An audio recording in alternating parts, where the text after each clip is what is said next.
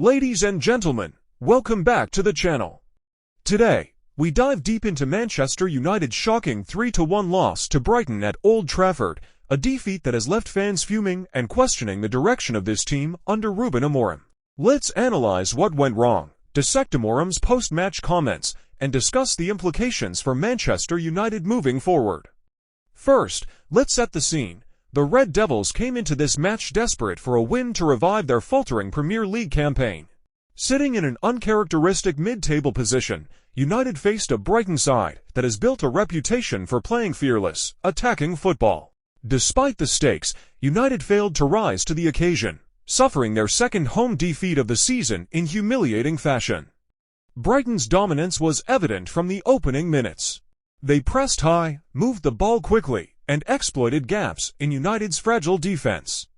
Goals from Danny Welbeck, Pascal Gross, and Jorginho Rutter sealed a comfortable win for the Seagulls, leaving United fans stunned.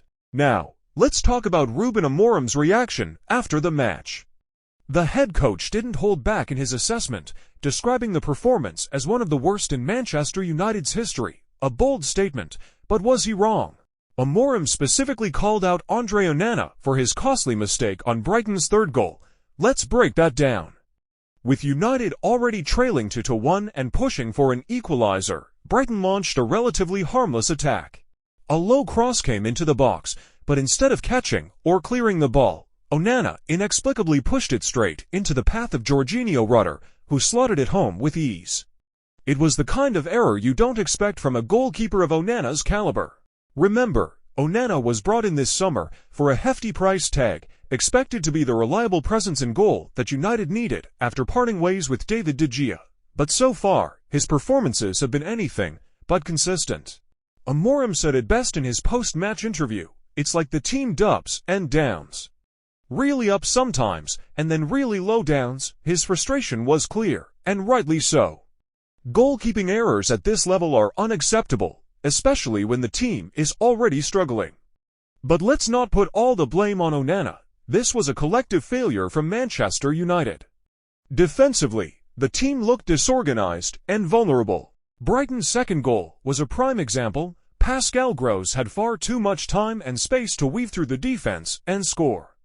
In midfield, United were outclassed by Brighton's quick passing and intelligent movement. Casemiro and Christian Eriksen, who were supposed to provide control and creativity, were often bypassed, and up front, the attack lacked cohesion.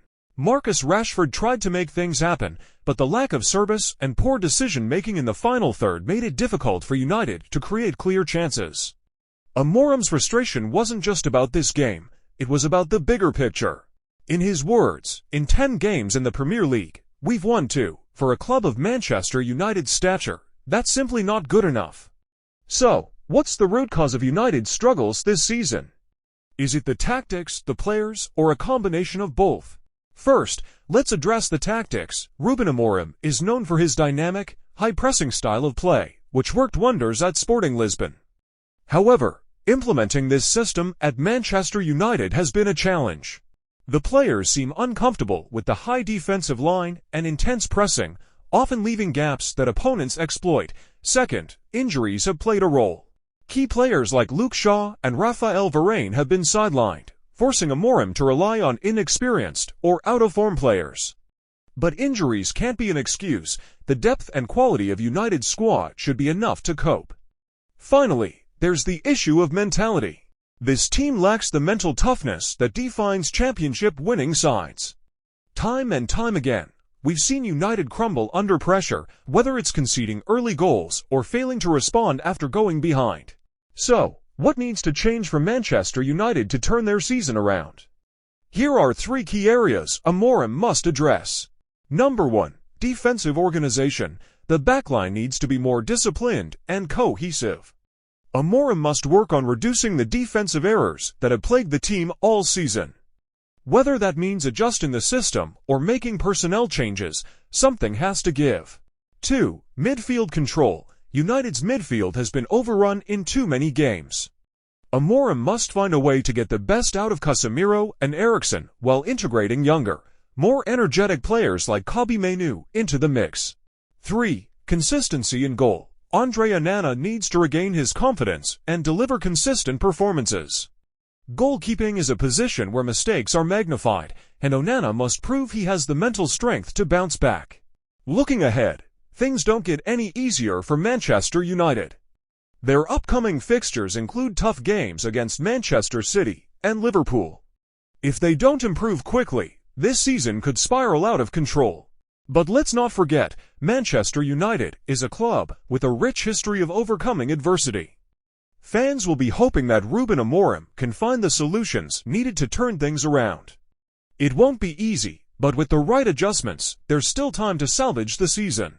To wrap things up, the 3-1 loss to Brighton was a wake-up call for Manchester United.